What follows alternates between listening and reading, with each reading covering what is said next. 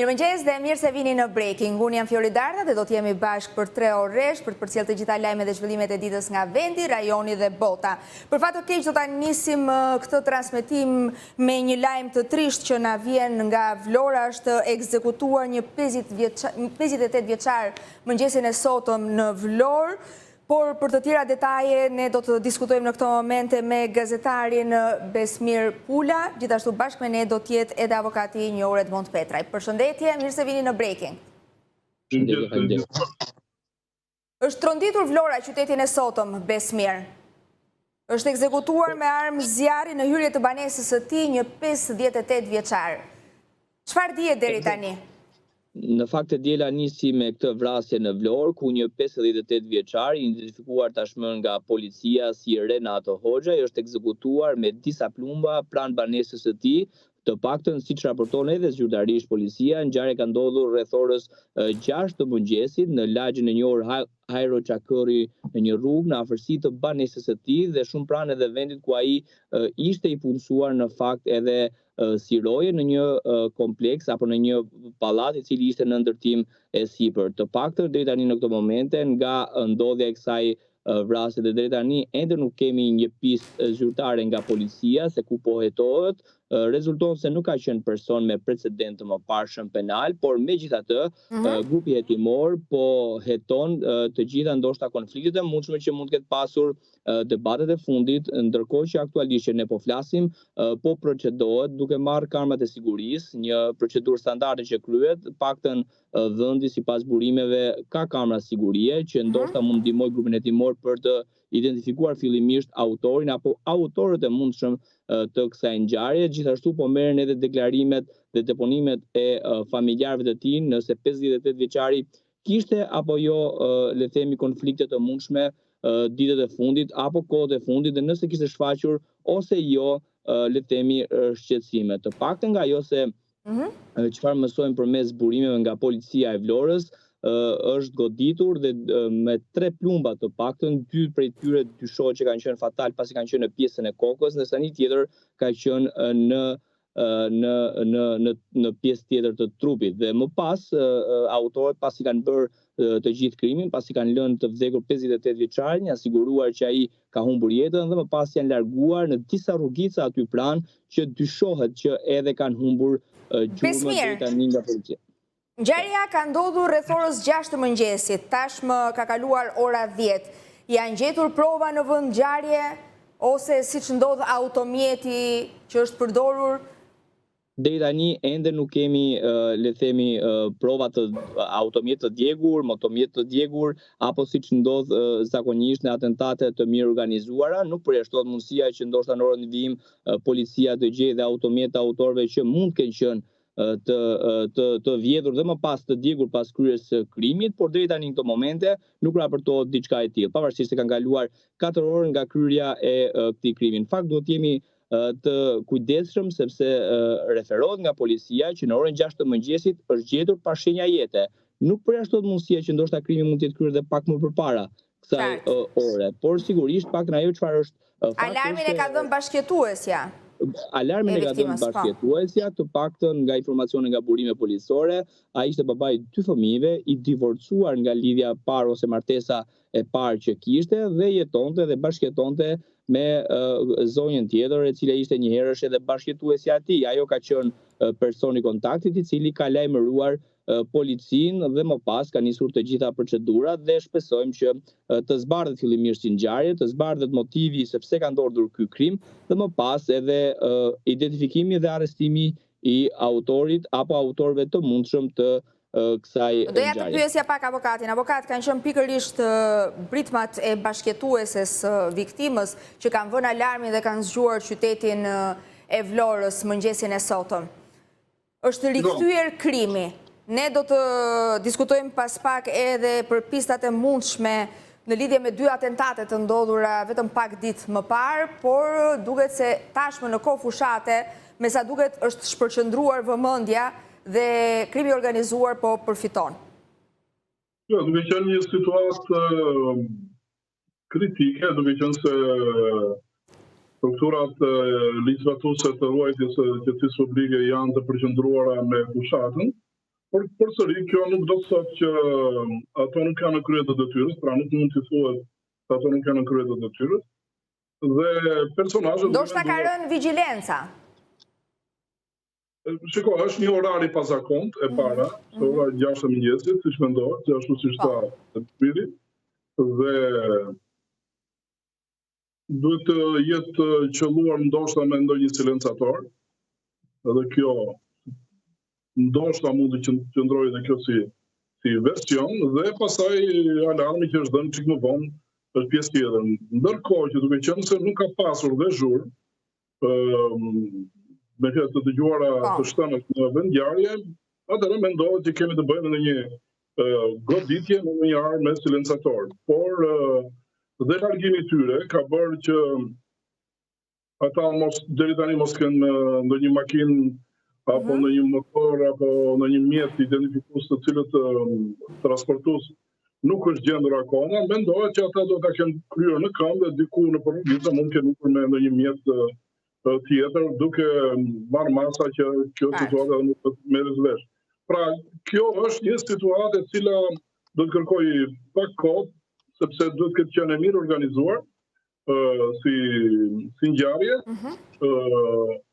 E kanë ditur që del ora 6 mëngjesit, ndoshta dikush e ka thirrur në telefon, ndoshta dikush di që ai do dilte në ora 6 mëngjesit për të shkuar diku. Pra kjo është pista e parë. Do shikojmë këto problematika të cilat kanë. Qartë. Dhe vazhdojë timi, kjo është pjesa të cilat. Besmir, bashkë me avokatin kemi diskutuar shpesh herë në lidhje me qytetet problematike për sa i përket botës së krimit. Dhe Vlora është një ndër këto qytete bashkë me Shkodrën, nuk duhet harrojmë ngjarjen e Shkodrës vetëm pak muaj më parë, e së fundmi edhe Lezhë, edhe Tirana, ku për fat të keq mbeten të plagosur 4 qytetarë, 2 prej tyre të mitur. Çfarë po ndodh? Është vërtet, në fakt, zakonisht, thuajse në të gjitha raportet e policisë së shtetit, në raporteve të shërbimeve të tjera, por edhe në rezumet që bëhen kryesisht në fund vit për të parë raportin e ngjarjeve që kanë ndodhur, qyteti i Vlorës është një nga qytetet që ka një numër të lartë kriminaliteti, një numër të lartë vrasjesh, numër të lartë edhe të veprave të tjera penale, siç mund të jenë plagosjet, rrahjet, kemi parë në shumë raste në qytetin e Vlorës. Krahas qytetit të Vlorës, siç përmendet edhe ti, Shkodra nuk mbetet pas sa i përket nivelit të kriminalitetit, është një qytet me risk dhe nivel të lartë kriminaliteti, po ashtu edhe disa qytete të tjera që në fakt në pamje të parë duket sikur ka rënë disi qet Elbasani, krahasuar me vite më parë ku kishte shumë ngjarje kriminale, ndoshta edhe pas ndërhyrjeve së Spakut dhe ndërhyrjes së shpërbërës së disa grupeve kriminale në Elbasan. Ajo çfarë mund të them lidhje me pjesën e qytetit të Vlorës është se gjithmonë policia duhet të jetë në alertë së pari për këtë qytet, për shkak të nivelit të lartë të kriminalitetit, nivelit të lartë të grupeve të cilat operojnë në këtë zonë dhe po ashtu edhe aktiviteteve të tjera të palishme që dyshohet se kryen. Sigurisht që tashmë që kemi edhe pjesën e krimit zgjedhor, duhet të jenë edhe më vigjilent, pavarësisht strukturës së posaçme që ka ngritur Spaku dhe le të themi të gjithë mekanizmit. Do kalojmë Besmir edhe aty, po sapo të trajtojmë ngjarjet e aktualitetit, sepse kemi zhvillime edhe për sa i përket strukturës së krimit të zgjedhor, por do doja të ceknim avokat.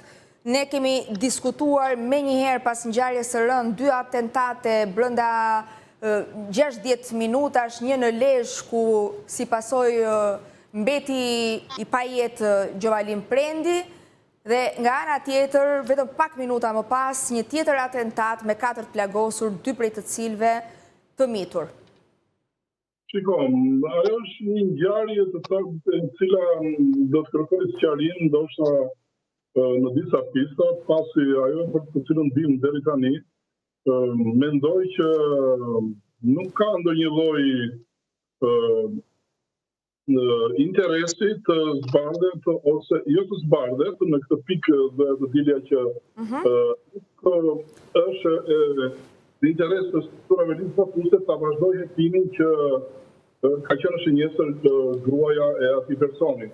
E gjatë do shikoni sepse ka disa disrakordime, ka disa mënyra për të pritur, sepse ata mund ta prisin edhe shumë i rrugës dhe ishte kryer gjithë situata. vende më të fsheta, por u zgjedh një vend tjetër, të cilët nuk paturohet sigurisht kishte të njëjtën ngjarje, mund kishte lidhje, por që mendoj që prokuroria do të fokusohet tek rastet e personave të cilët kanë qenë atë makinë, e kaluara e tyre, ndoshta në një konflikt me pjesën e atij personazhit tjetër të cilët nuk po e flas me emër. Po. Do të na jap Besmiri këto detaje. Jo, nuk duhet të flas me emra, dhe prandaj them, kështu që kam përshtypjen që fokusimi tashmë duket sikur është përqendruar në këtë pistë. Pra nuk kemi të bëjmë me një ngatrim objektivi, Besmir, si mendon? Janë se kontat të shpjegojnë këtë. Po, avokat. Ka një akordim në mënyrën se si zhvillohet një krim, edhe kur fillon e shqyrton pjesa e politikës penale, në fjalë fillon bën analizën gjithësishtëse dhe mënyrën e fatit konkrete. Dhe a konvenjojnë apo s'konvenjojnë, a është vendi dur aty apo s'është vendi dur. Sepse në fjalë fillojnë aludimet, se bën këtu apo dhe nuk e bën rrugës kur rruga ishte më e fshehtë, më e mundshme që të kryej një krim e tjera. Pra, mundësira kishte të kryej në një vend tjetër, pra duke ardhur rrugës. Nëse do të kishte lidhje me këtë rast. Kjo është ajo për të cilën unë i qëndroj dhe duhet mendoj që përqendrimi dhe ndoshta dhe organet hetimore janë përqendruar te pjesa e marrëdhënies personazheve të tjerë, të cilët kanë qenë makina apo e kaluar aty. Besmir. Po, në fakt... Në fakt, to hi e dyshimi avokati i ka hedhur me njerë pas ngjarjes dhe vazhdon të qëndrojë le të themi versionit të tij. Është vërtet, në fakt, policia e Tiranës tashmë duket se ka ndryshuar pistën e parë, ku i lidhte të dyja ngjarjet me njëra tjetrën dhe me një ngatrim të mundshëm objektivi, pra nga vrasja e Gjovalin Prendit dhe dyshimi arsyeshëm, paktën që kishte në fillim dhe në momentet e para policia që donin të vrisin edhe gruan e Roan Brahimit, por detajet të tjera dhe gjurmë të tjera që kanë gjetur në vend ngjarje, disa prova të tjera që në fakt janë çuar edhe për t'u ekzaminuar ADN-t, kanë bërë që policia të ndryshojë në një farë mënyrë pistën kryesore që kishte në fillim dhe mos i lidhë të dy atentatet bashkë me njëri tjetrin. Këto janë sa i përket pjesës së lidhjes së dy atentateve, por kemi edhe disa elementë tjerë në të dyja ngjarjet. Fillimisht kemi një deklaratë të motrës së Roan Brahimit, e cila në fakt pavarësisht deponimeve që ka dhënë në polici, edhe deklaratave që ka dhënë në media, është shprehur se vëllai im nuk është se kishte konflikte me askënd, e pyetur nëse lidhet kjo ngjarje me personazhin e njohur Ervis Martini, ajo shprehur se nuk ka pasur konflikt me Ervis Martinin, përjashtuar një rasti kur ky i fundit e kishte marrë në celular, të paktën siç pretendon motra e Roan Brahimit dhe le të themi kishin komunikuar së bashku. Nga ana tjetër, motra e Roan Brahimit... Po që ka qenë një bisedë me tone të qeta, apo jo? Po, sipas saj, po. Dhe nuk ka shfaqur as shqetësime, sepse kishin qenë në një tavolinë familjare bashkë me familjarët e tij, le të themi Roan Brahimi. Më pas, një detaj tjetër shumë interesant jep në fakt motra e tij, ajo ndalet në emra konkret se kush janë porositësit dhe organizatorët e vrasjes së vëllait të saj. Përmend Ardian Gjeloshin dhe Klajdi Gjeloshin. I qëndron nga fillimi deri në fund edhe në deponimin e saj në polici që këto dy janë personat që i kanë vrarë fillimisht vëllain e Athin dhe më pas edhe pak ditë më parë edhe babain e saj. Sipas motrës së Roan Brahimit, i referohemi gjithmonë dëshmisë së saj që ka dhënë, ajo i qëndron koncize këtyre dy emrave dhe madje shpjegon edhe le themi komunikimet që kishte pasur më herët me vëllain e saj, që i kishte thënë që le themi ka nisur një sherr fillimisht për një vajzë, pra kështu ka nisur vite më parë ky konflikt për një vajzë, dhe më pas ky konflikt ka përshkallëzuar.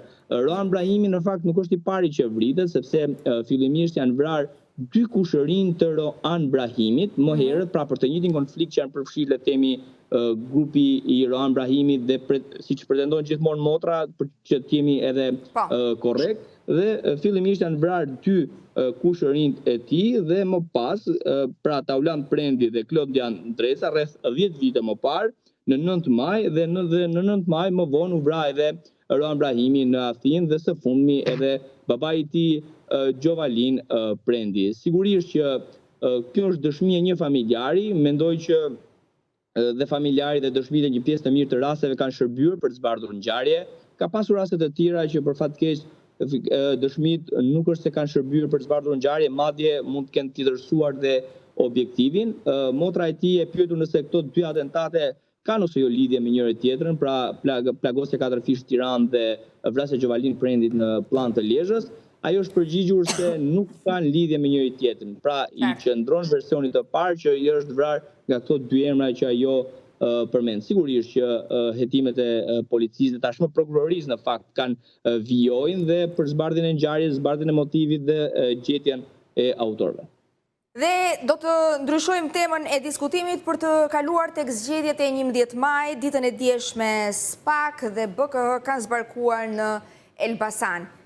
E shihni ju avokat si një zonë problematike për sa i përket, le të themi, elementve të krimit zgjedhor Elbasanin, dhe pse kjo vëmendje ka qeshtuar pikërisht për këtë qark? Jo, nuk është se kanë zbarkuar atje Elbasan.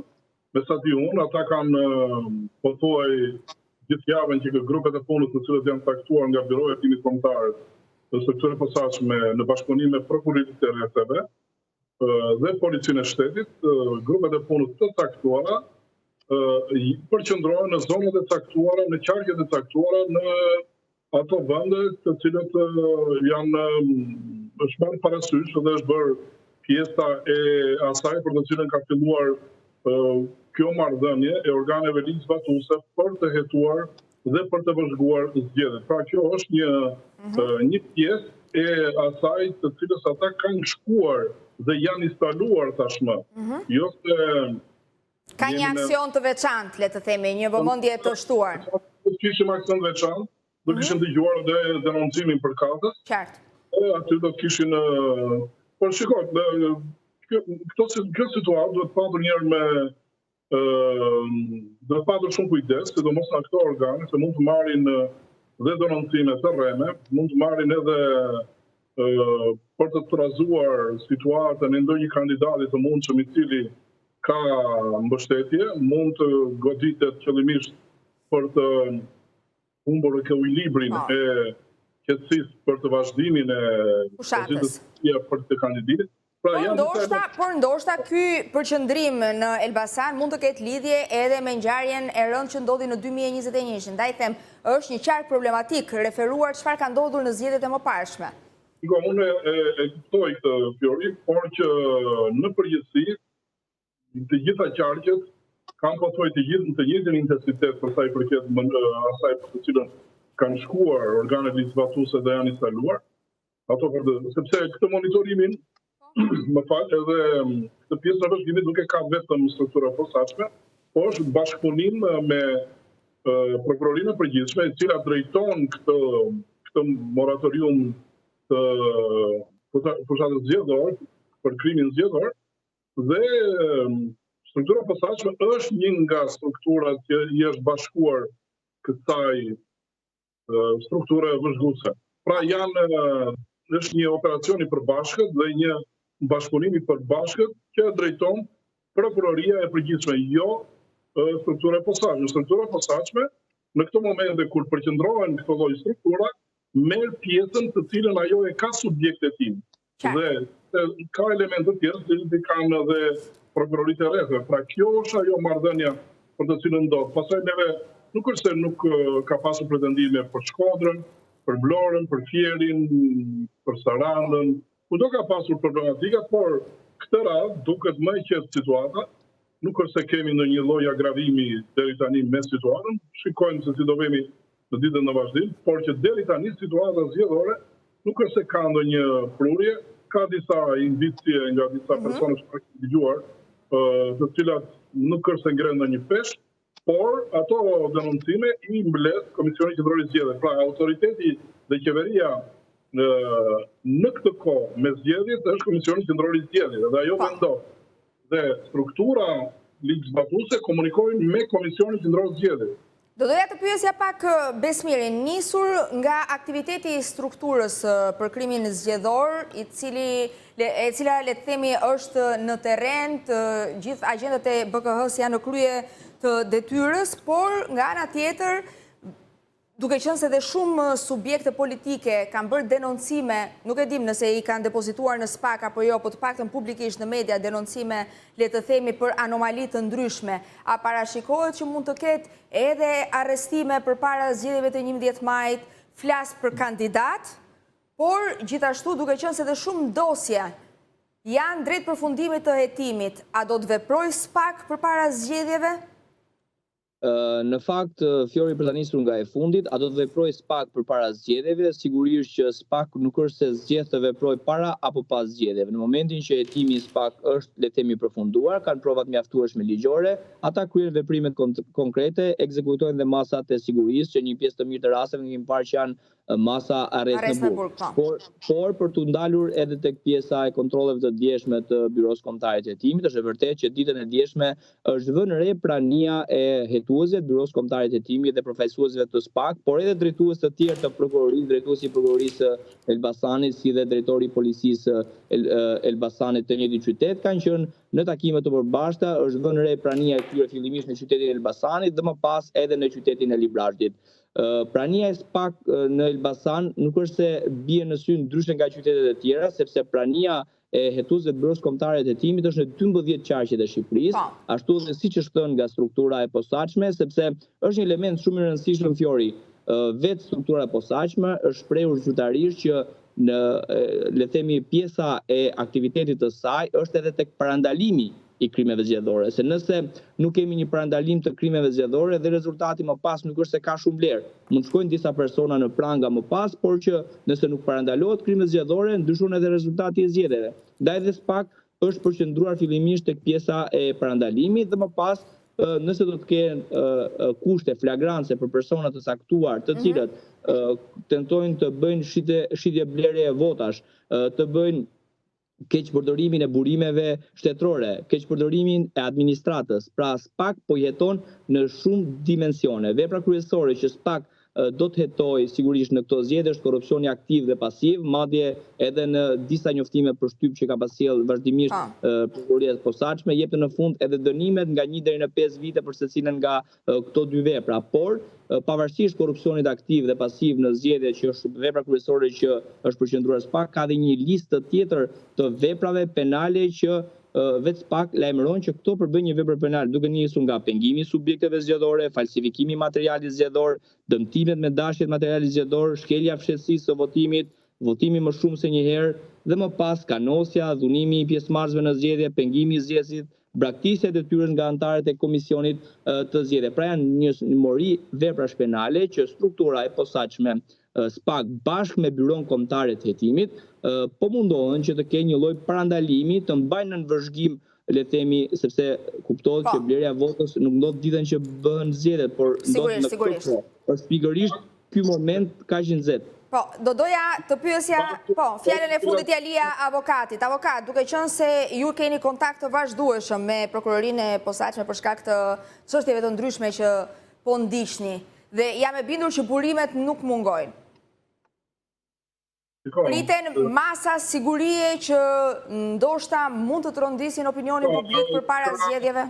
Nuk mund të them që të bëj orakullin, por që ta nis një ajo pjesa të cilën në pregu Besmiri pak shtimet zgjedhore dhe ato të cilat të listohen, pjesa më e madhe e tyre hetohet nga prokuroritë e rrethteve.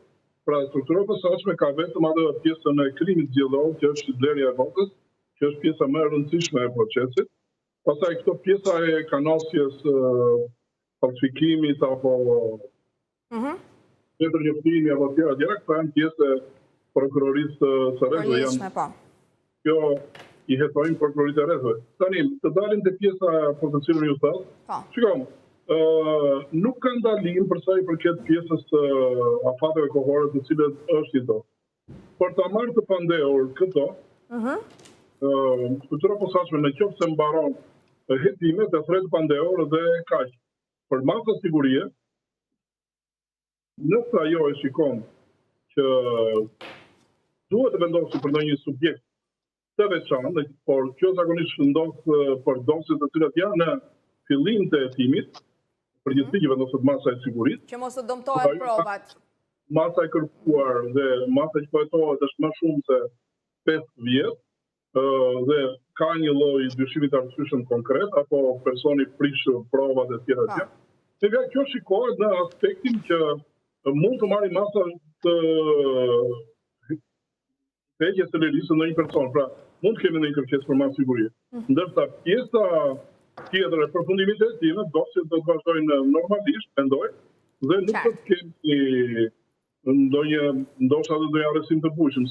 Për këto momente, ndoshta me edhe mund të kemi, por që në kushtet për ndonjë deputet apo ministër të cilin gëzon imunitet. Po, duhet patjetër që të mblidhet parlamentit. Procedurat të tjera. Kështu që për 10 ditë apo për 15 ditë nuk besoj se ka. Edhe pse ka zëra që mundet që një ministër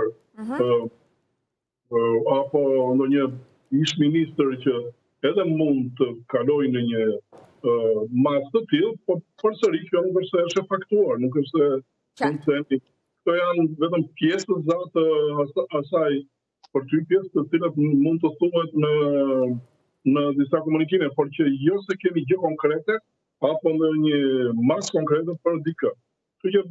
Do të shohim se si do të shkojë aktiviteti i SPAK. Po, për ta mbyllur avokat. Nuk e di nëse duhet ta frek atë. Dje pash që pjesa e një investimi për sa i përket pjesës opozitës që bëj për liderin e saj për pjesën e heqjes mandate. Një pjesë lobimi. Për një shifër 6 milion euro.